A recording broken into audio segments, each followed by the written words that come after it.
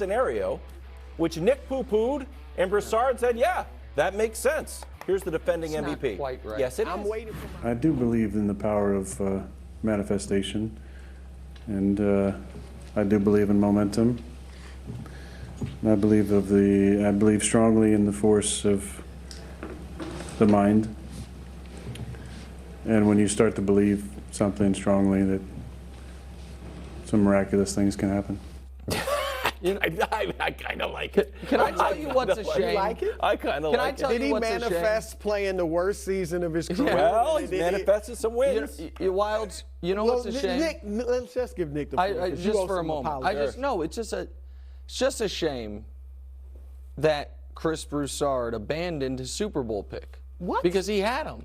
And then a couple weeks ago, I think he flip-flopped to the Eagles. I don't know. There's so much flipping. You are So mistaken. Well, no, I did say the Eagles are the favorites. And you said But they were- I had last week when I was out, Yeah. Oh. I did read the bylaws. Okay, into but it. The you fine I got abandoned deep it. into the bylaws. They're still mine. The Packers are still mine. But- That's true. They're still mine. If they get in, they're still mine. Okay, if that's they a- get That's in. all I'm saying. Can I say something Yeah, go. unpopular here? Yeah, do it. No, the NFC shouldn't be scared of the Packers, and I still think they made a mistake this last month. This is the Stop this is it, the Nick. worst take you have. I think this hurts the ratings this Okay, week. that's fine. I will ask you this question. First of all, if they get in, they will be playing the Niners, and the Niners will mollywop them for 3.5 hours. Because they look so good against Jarrett the Javelin. I'm just telling you that's what will happen. Okay. I'm not as convinced as America that they're going to beat the Lions. I don't even think Brew's convinced I'm they're not. going to beat the Lions. And the question I have is, are the Packers still in the Super Bowl business, or are they in the 2022 Patriots business of, be 8-8 and try to scrape our way in and call it a good season? You wanted them to be in the 2024 business. No, of course, because it's the fastest way back to being in the Super Bowl business. God. And I think this was a massive mistake.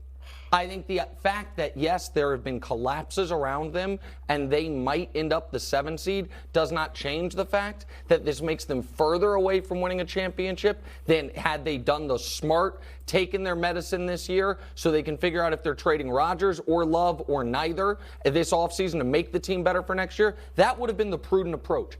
But what I don't understand is why everyone is acting like they're afraid of the 8-8 Packers, and me sitting here saying you should be afraid of the 8-8 Bucks is ridiculous. The 8-8 Bucks have a better defense. They have a better quarterback. They have more. They also get a home playoff game. The Packers, quarterback even yesterday, didn't play well, and they won because of who they were playing. I'm not scared of the Packers, and I'm not certain they're making it. Look, I obviously am pulling for the Packers. What I didn't like, and I'm with Nick, I thought Rodgers was a little too self-congratulatory. He called it exactly. They're not in yet. Not in. I mean, Detroit is legit. You saw what they did. Y'all hit Chicago, but still, they crushed Chicago. They're 7-2 over their last 9 And Goff's games. been better than Rodgers this year. Look, I think they'll win. I'm picking the Packers to win. But I just thought Rodgers was talking too much like they're already in. Big apology. Meanwhile, that dirty dog Mac Jones gets another W. Why Nick owes another apology, this time to me. And finally, as predicted, the Chiefs barely squeaked by those frisky Broncos. Will Nick give another apology to Russell Wilson? Alongside Nick Wright, I'm Kevin Wilds. Broussard, welcome back. We're happy to have you. Great to be back. Great to bring in the new year. I missed you guys. We missed you too. Not And joking. Wilds lowered your chair again. Well, so you once tradition. again look shorter than him. That's the way it goes. It's just the tradition of this side of the table. We start with Brady. Back in the playoffs, 4 total touchdowns, 432 yards, some bombs to Mike Evans. Bucks erase a 14-point deficit and clinch. Here's Mike Evans in a Jordan jersey.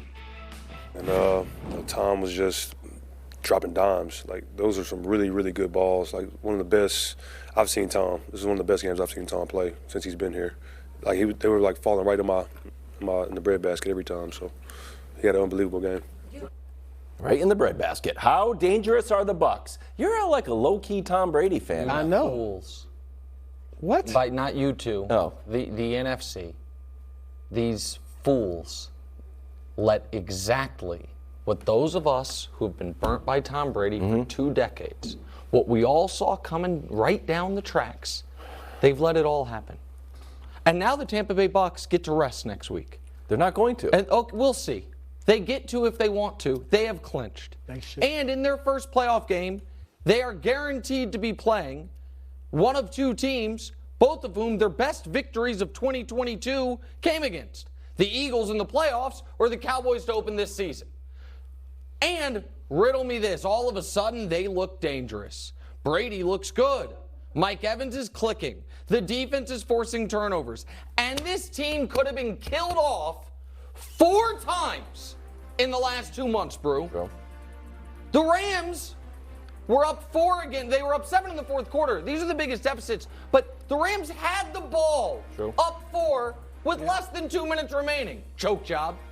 The Saints were up 13 in the fourth quarter, and the Bucks punted them the ball. Remember that? Brady argued with Leftwich. Or with Bowles. He didn't want to punt. The Bucks were like, no, we'll punt to you.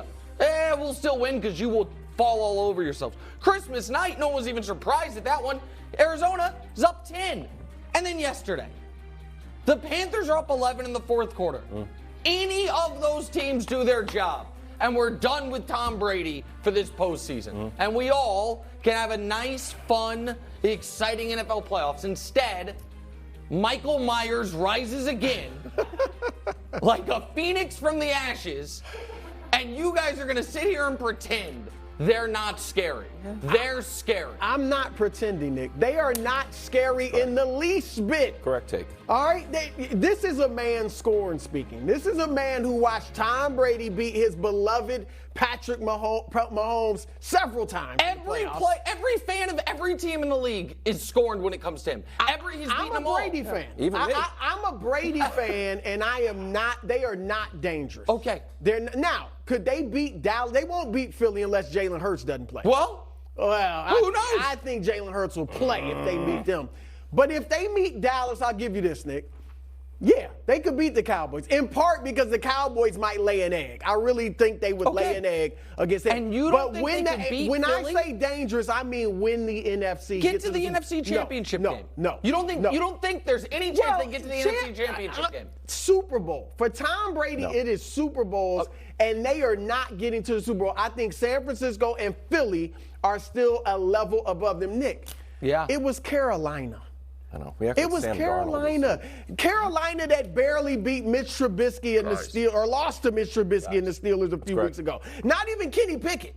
It was Mitch Trubisky. Carolina that can't stop the pass. Guys. Okay?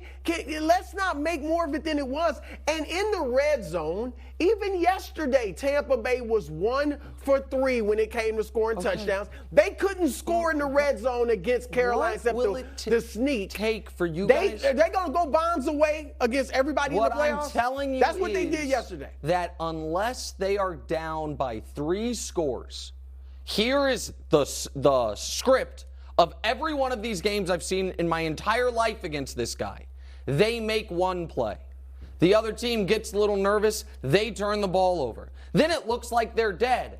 And it's like, oh, Brady's finally gone. And then you hear, oh, wait, dear God, there's Carl Cheffers music. And there's a late flag coming across the field. And it's like, oh, they're still alive. And then the other coach is looking catatonic on the sideline like, how did this happen to me? And you're saying they can't. I know you say they can beat Dallas because you don't believe in Dallas.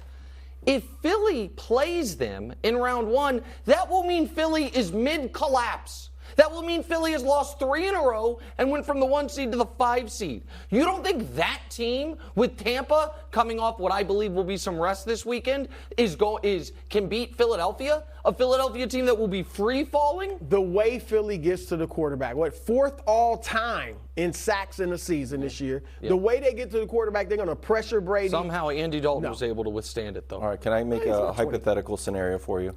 Yeah. If for 11 days in a row I was making you lunch, and every lunch is pretty bad, and then one day I come in and make you a great lunch, the following day, do you think that lunch is going to be great or probably I don't know. bad? Are you the greatest chef ever? Do you have a 20-year history of great lunches? I'm not sure. Okay, that scenario is Mike Evans and Tom Brady.